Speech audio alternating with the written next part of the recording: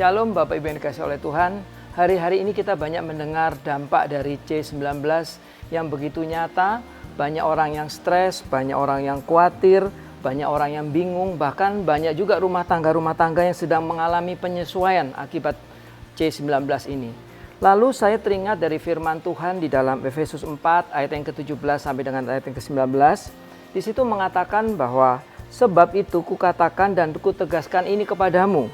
Di dalam Tuhan jangan hidup lagi sama seperti orang-orang yang tidak mengenal Allah dengan pikiran yang sia-sia.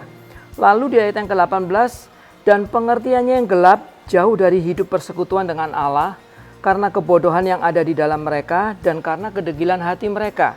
Dan di ayat yang ke-19 dikatakan, perasaan mereka telah tumpul sehingga mereka menyerahkan diri kepada hawa nafsu dan mengerjakan dengan serakah segala macam pencemaran. Firman hari ini menjadi perhatian bagi kita orang percaya agar di musim yang sedang terjadi, ini justru kesempatan kita untuk mempraktekkan menjadi manusia yang baru di dalam Tuhan. Perhatikan Raja Salomo. Ia adalah tokoh Alkitab yang terkaya. Ia berhikmat, bahkan pendiri bait Allah. Dan dia merupakan penulis kitab Amsal. Dan sayangnya pada akhir hidupnya, ia mundur dari Tuhan. Taman hatinya dipenuhi dengan hawa nafsu. Dan ia tidak lagi memandang Tuhan serta harta kekal yang Tuhan sediakan buat dia. Demikian juga kalau kita melihat Yudas, salah seorang rasul. Seperti seorang yang membangun rumah di atas pasir. Ia mendengar perintah Tuhan, tetapi ia tidak melakukannya. Itu tertulis di dalam Matius 7 ayat yang ke-26 sampai ayat yang ke-28. Nah Bapak Ibu yang dikasihi oleh Tuhan, pelajaran dari Efesus 4 ayat yang ke-17 sampai ke-19. Yang pertama, beranilah untuk berkata cukup. Ingat, namanya kebutuhan dan kepuasan setiap orang itu berbeda-beda. Tetapi jika kita menuruti hawa nafsu kita tidak akan pernah puas. Dan di musim ini, sekali lagi saya mau tekankan kepada saudara-saudaraku sekalian, mari bersama-sama kita mencukupkan diri dengan apa yang ada di tangan kita. Jangan mudah berpaling, jangan melihat kepada orang lain, tapi lihatlah apa yang Tuhan taruh di tangan Anda dan saya hari-hari ini. Di dalam Filipi 4 ayat yang ke-11 sampai dengan ayat yang ke-13, belajar dari Paulus, di mana ia merasa puas dalam segala keadaan. Ia tidak hidup dalam kemewahan, tapi justru ia kehilangan segala-galanya, termasuk puji-pujian manusia yang sempat dia dapatkan sebelum dia bertobat.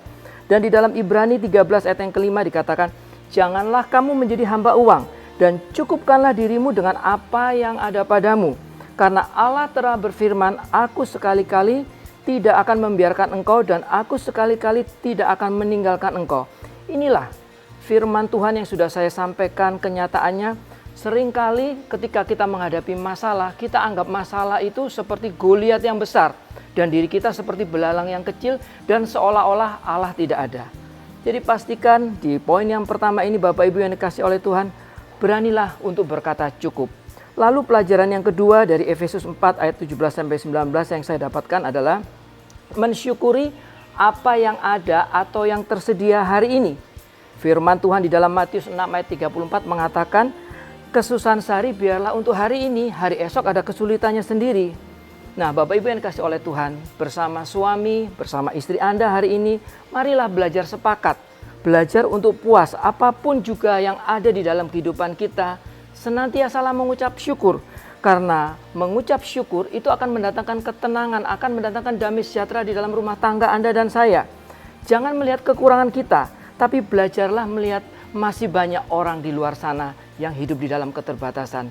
Saudaraku yang dikasihi oleh Tuhan, saya sudah menyampaikan di atas, beranilah berkata cukup dan syukuri apa yang ada di dalam kehidupan kita hari-hari ini. Dan firman Tuhan yang terakhir di Matius 27 ayat 4 dikatakan, satu hal telah kuminta kepada Tuhan, itulah yang kuingini, diam di rumah Tuhan seumur hidupku, menyaksikan kemurahan Tuhan dan menikmati bait-Nya. Artinya, asalkan ada Yesus di dalam hidup Anda dan saya, yakinlah dia tidak pernah terlambat untuk memulihkan kehidupan kita. Tuhan Yesus memberkati.